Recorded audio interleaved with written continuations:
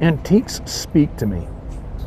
To hold an artifact from an antique shop or an antique mall is like holding history in my hands. It's a rare privilege to go into one of these places and find something that comes from an era when daily life was inconceivable. I've developed a passion for learning about these items because every item, like every person, has its own unique and different story. Savannah's been a major port city since before the days of the American Revolution, with an unending number of people coming and going from its shores for more than 2.5 centuries. This makes it a fertile hunting ground for antiques. My challenge is to find what those stories are and bring them to life and share them.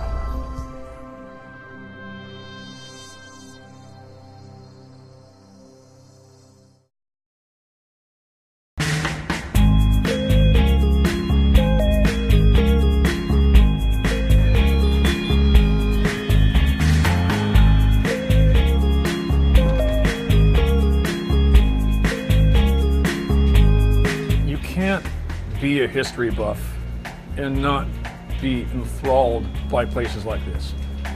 This is an antique shop, pardon me, an antique mall as opposed to an antique shop, where the owner doesn't really own the merchandise. He's renting floor space out, booths out to vendors who bring their items in from various different estate sales or auctions, and it's just, I swoon. It's like a museum where you can buy the exhibits. And I know it's been said, and maybe on other shows before, but you never know what's going to walk through the door. You really don't. And I can't come in here without being fascinated. You get the gist of that old saying. They really don't make them like they used to. We have over here a pair of copper, formerly silver-plated Sheffield candlesticks from the Sheffield, England foundry.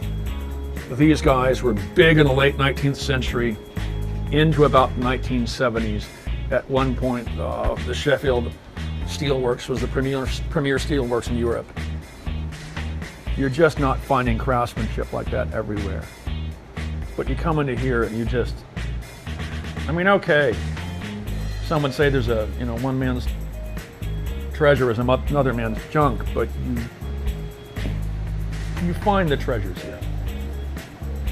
And even if you're not an antiques expert, you don't have any certifications and assessment, it's still, you don't have to be one to recognize good craftsmanship. You don't have to be an expert on these items to know when something is really handmade, solid, not just factory produced, mass produced by some robot arm on an assembly line.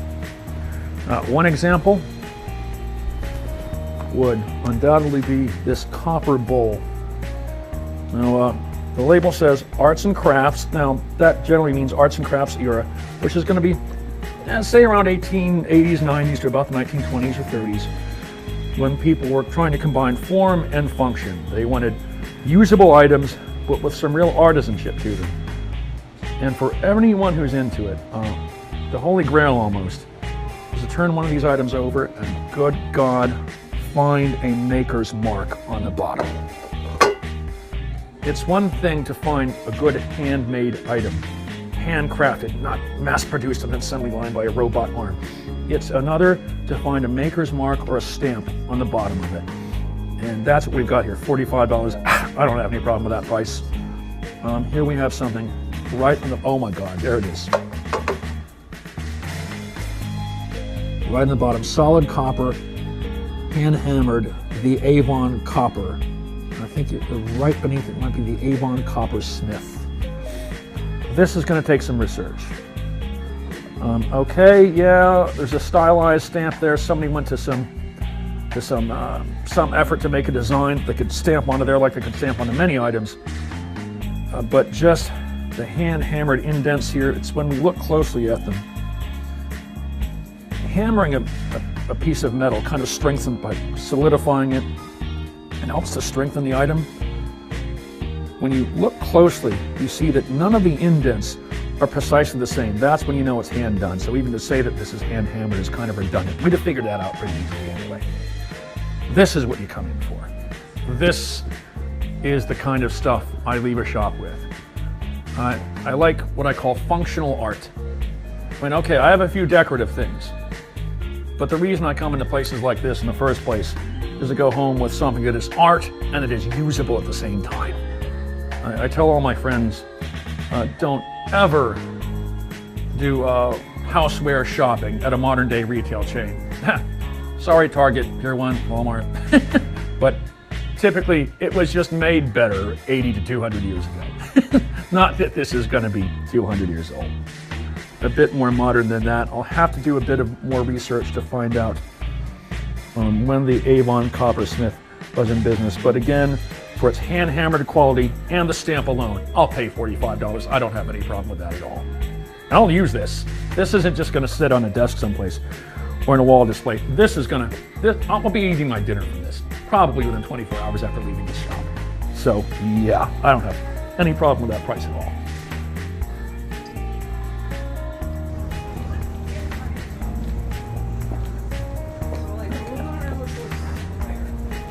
Okay, I'm absolutely pleased with what I got. $45 for an arts and craft era hand-done copper bowl. The one thing that anyone's looking for when you're a collector of items like this is the hand-done quality, not made by a robot arm and a factory floor assembly line. You're looking for artisanship, and that's what we've got here. But the holy grail of that is to turn an item like this over and you get a maker's mark on the bottom. You're going to see this reading solid copper, the Avon Coppersmith, hand hammered. Well, hand hammered in this case is redundant because you don't even have to really know what you're looking at, or be an expert on it, I should say, before you realize that, yeah, you've got quality. You've got something that some artisan himself took the time to do. And again, at $45, I'm not the least bit bothered by that price. The only thing that I do have to take a look at is when I get home, I'm gonna have to do some research. I have to admit to you, I'm not familiar with the Avon Coppersmith, but from the quality that I'm holding in my hands, I really don't care. If the Avon Coppersmith has got a long and involved and prestigious history, that's icing on the cake. I've already got my treasure. This is the stuff you go into these antique malls for. This is what you're looking for. This is why you don't do any of your home furnishing shopping at modern day retail chains. I'm not saying that all the stuff in a modern day retail chain is crap. They produce some nice stuff once in a while. But when you talk about they don't make them like they used to, yeah, that's what we're talking about here. And just another side note, the handwritten label on the inside where the price tag says arts and crafts. That generally means arts and crafts era.